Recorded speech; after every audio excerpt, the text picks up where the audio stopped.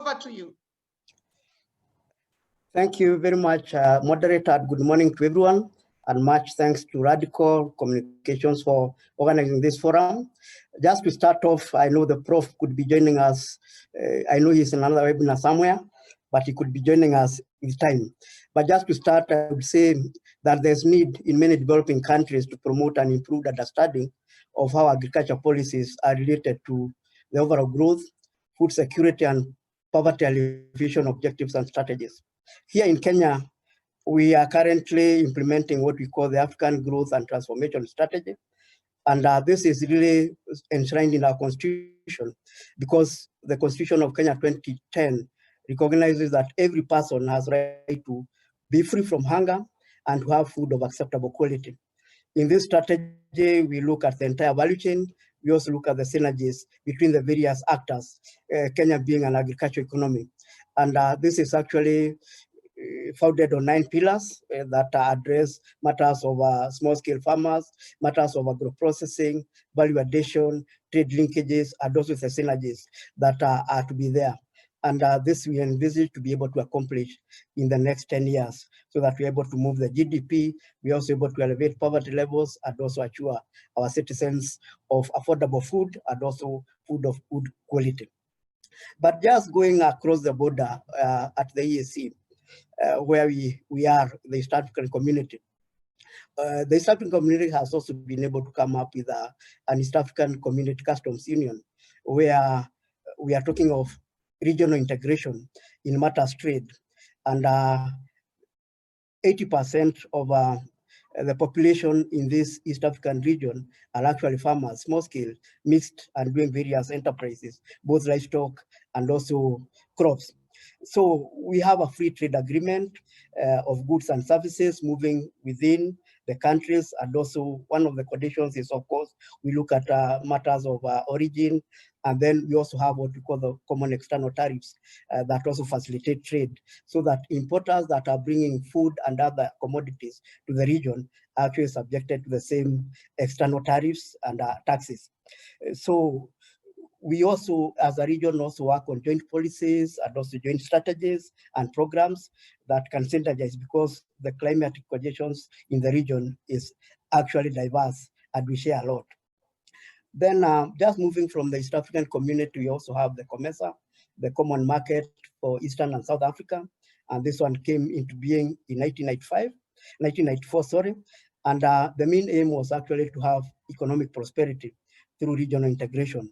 And this one is made actually of 21 member states with a population of about 520 people and controlling trade, basically in agriculture, worth over 235 billion shillings. And there's actually immense market for both within and also outside the COMESA block. So we are open to trading.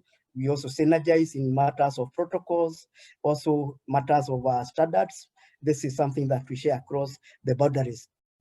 But then also moving further to the west of Africa, we have what we call the Economic Community of the Western African States.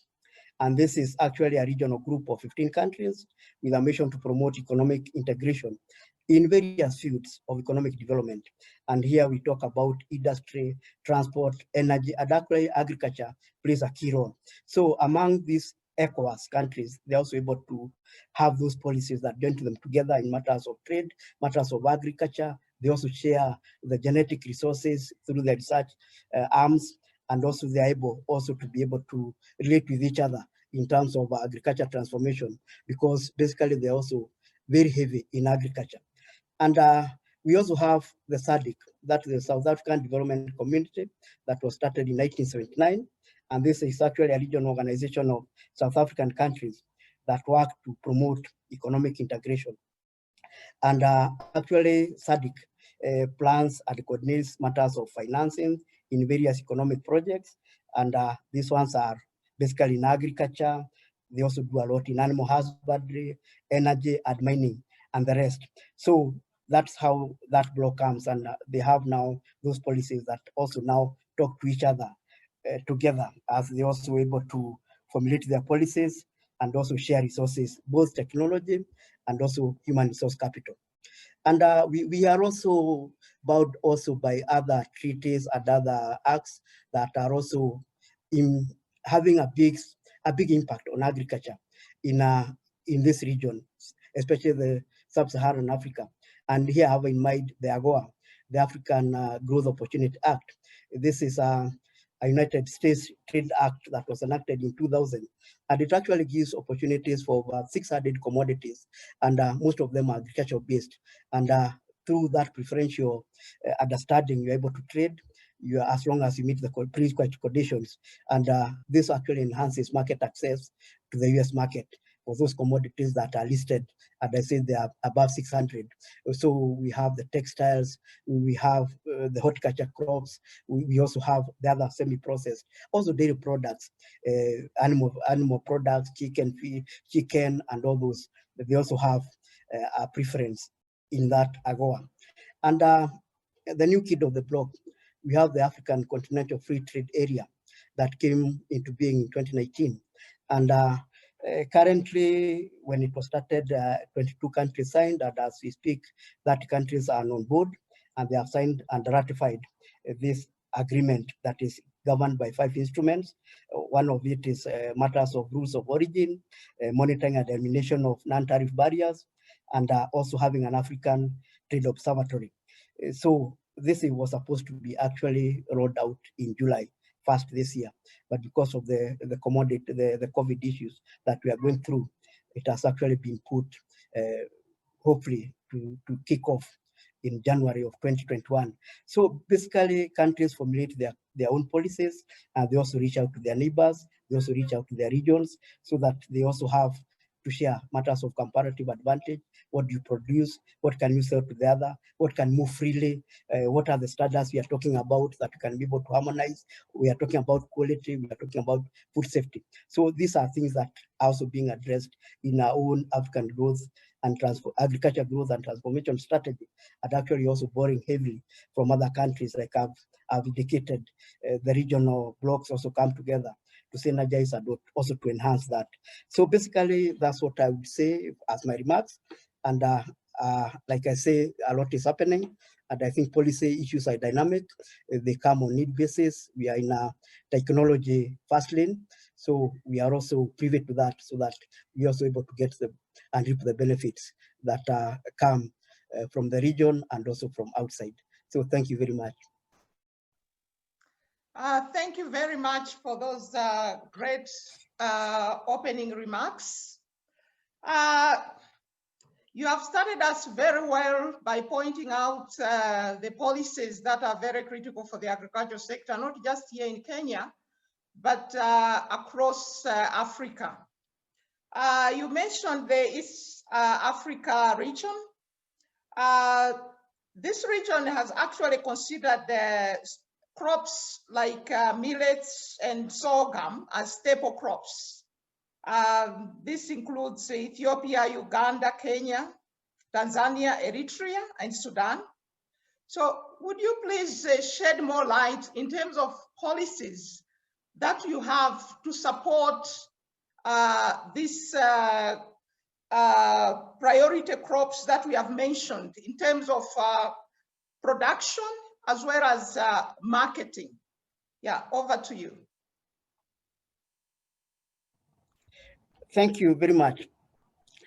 From where I sit in Agriculture and Food Authority, we are basically a regulator, but we also promote and also develop the various value chains. One of our key roles is that we deal with scheduled crops. At the start, we had 118 crops. The list keeps growing. We have what we call the traditional crops. We have the industrial crops. We have the food crops. One of the issues is that for our crops to be able to gain market access, both locally and internationally, there's need for us to come up with the requisite standards. We have worked on this, and we are working very closely with the other bodies. We are working with KEBS, we are working with the researchers, so that we can be able to have that framework. And as we do this, we are also talking about matters of food quality. There are several bills. We have the food safety bill coming up. We have our own regulations that are commodity specific. And actually our regulations, they do address matters right from production up to processing, the market handlers, the value chain until it reaches the table. So we have come up with regulations, and like you know, Kenya, we work in a devolved system.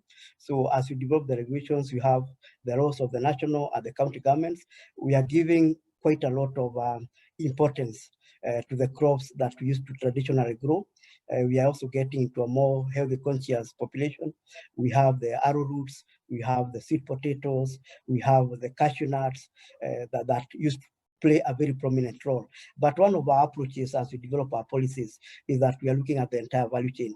That means we also bring other players together so that we can be able to synergize and see what is my role as we do the regulations, what is the county government role, what is the role of other sister government agencies. So this is something we are doing. And also for the more developed value chains like tea and coffee and also sugar, we have also been able to come with standard codes of practice. We also come up with self-regulations, and these are documents that the stakeholders own and they're also able to implement. So we are also part of the Big Four agenda, because we know matters of food security are very key. For you to have a healthy population, you must be food secure. For you to be able to afford a house, you must also be able to generate income, and for you also to be able to get to manufacturing. So we do sit as a team as we formulate the action points that now touch on each value chain, so that we are able just not to be producing the raw materials for export, but also to value add them, and also now address the market needs that arise. So thank you. Thank you very much.